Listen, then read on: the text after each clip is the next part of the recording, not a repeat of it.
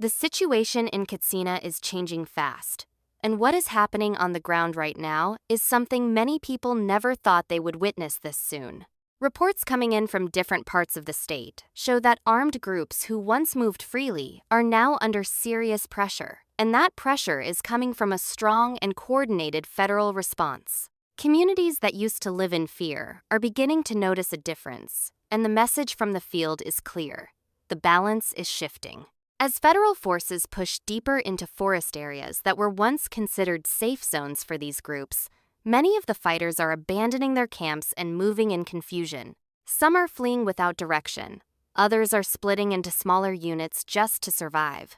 This is not guesswork or exaggeration.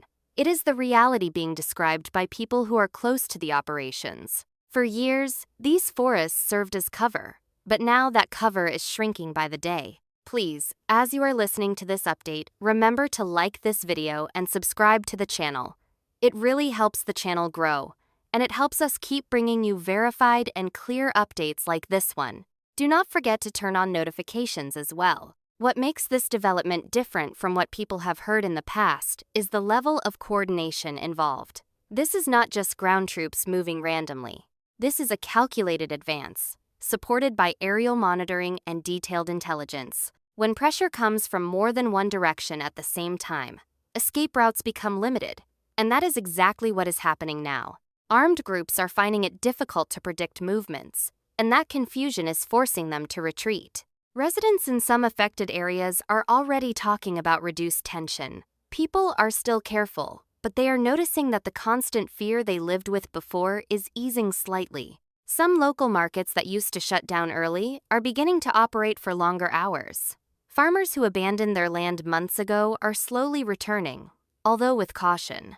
These may look like small changes, but in places that have suffered for so long, they are very significant. Please, if you have not liked this video yet, do that now and subscribe to the channel. It helps us reach more people who need to hear these updates. One important thing to understand is that this operation is not being treated as a short mission. The approach appears to be sustained, meaning the pressure will not be lifted quickly. This is important because, in the past, once operations slowed down, these groups regrouped and returned. This time, the goal is to deny them the ability to reorganize, resupply, or communicate effectively. Another key aspect of what is happening now is the involvement of local intelligence. Communities are playing a role by sharing information when they feel safe enough to do so. This kind of cooperation is powerful because local people understand the terrain better than anyone else. When trust begins to return between civilians and security forces, it becomes harder for criminal elements to hide in plain sight. As you are following this gist, please remember to like and subscribe. Share the video as well so others can stay informed. However, it is important to speak honestly and responsibly.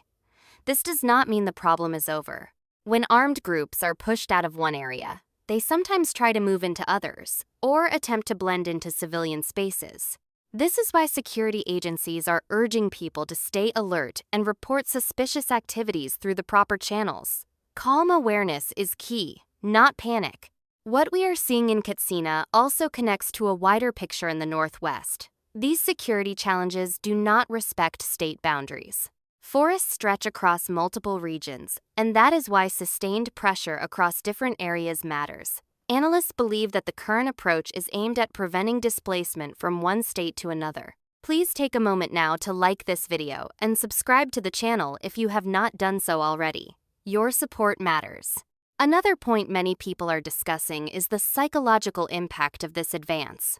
For a long time, these armed groups operated with confidence, believing they could not be challenged effectively. That confidence is now being shaken. When fighters are forced to abandon camps and move without clear plans, it affects their morale. That psychological pressure is just as important as physical operations. At the same time, communities are watching closely. People want to see consistency.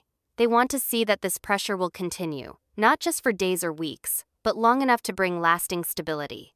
There is cautious hope, but there is also a clear message from residents. Do not stop halfway. Please like this video, subscribe, and stay with us for more real-time updates. Looking ahead, there are a few things many observers expect. increased security presence in previously affected areas, continued monitoring of forest zones, and gradual restoration of daily life if stability holds. But beyond security, people are also calling for development. Schools, clinics, roads, and economic support will be needed to fully heal these communities. Accountability is another major issue. Nigerians want to see that those responsible for years of fear are brought before the law. Displacement alone is not enough. Justice is a key part of long-term peace.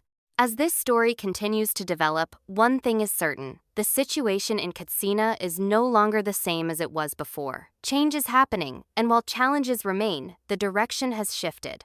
Please like this video and subscribe to the channel so you do not miss the next update.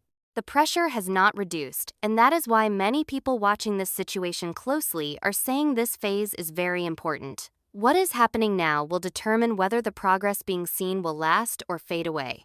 The movement of federal forces is still active, and the message being passed quietly to communities is that they should remain calm but observant. This is not the time to relax completely, but it is also not the time to panic.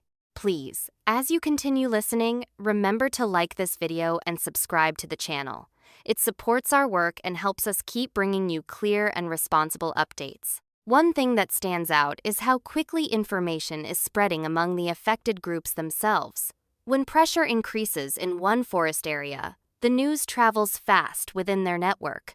This often leads to rushed decisions, abandoned supplies, and poor coordination among them. These are signs of stress and disruption. When an operation begins to affect the internal structure of such groups, it reduces their ability to operate effectively. For ordinary people living in these areas, this change is deeply emotional. Many families were forced to leave their homes for safety. Children stopped going to school. Daily life was interrupted for a long time. Now, even the smallest sign of calm feels like relief. Some residents say they are sleeping better at night, even if only slightly. That alone shows how heavy the burden has been on these communities. Please do not forget to like this video and subscribe. Share it with others so they can understand what is happening as well.